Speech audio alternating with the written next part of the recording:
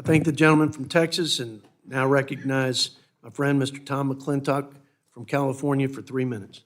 Thank you, Mr. Chairman. I share the disappointment expressed by some of our Republican colleagues that there's so much more reform that could have been and should have been made in this reconciliation bill.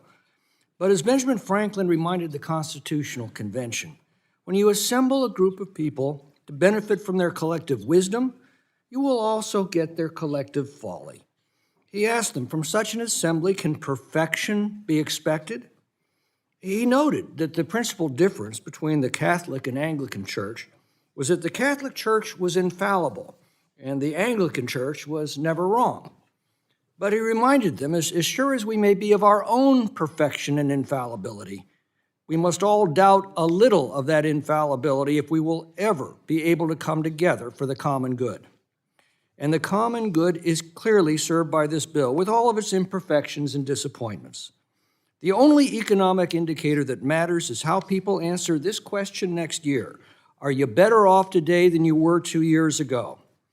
This bill provides much of the tax and regulatory relief that is needed to revive the American economy. But it has to be put in place now if it is to have time to work. By this time next year, Americans could be enjoying one of the most explosive periods of growth in our history. Only those who remember what it was like to wake up in Reagan's morning in America can know how exciting and joyful that feels. Are we to sacrifice all of that in the quixotic quest for perfection? This is not the end of the fiscal reforms necessary to restore our nation's solvency, but rather the first step. The day after this bill becomes law, we will begin work on the 2026 Budget Act and the next reconciliation bill that will offer the next step toward enacting additional spending reforms. But if we falter in taking this first step, we can't get to the next one. We'll waste the summer squabbling and fuming to the delight of the Democrats and to the despair of the American people. If we succeed, we can then build on that success in the months ahead, adding additional spending reforms, a task that will be made easier by a prosperous and expanding economy and an electorate that can taste the success in their own lives and fortunes.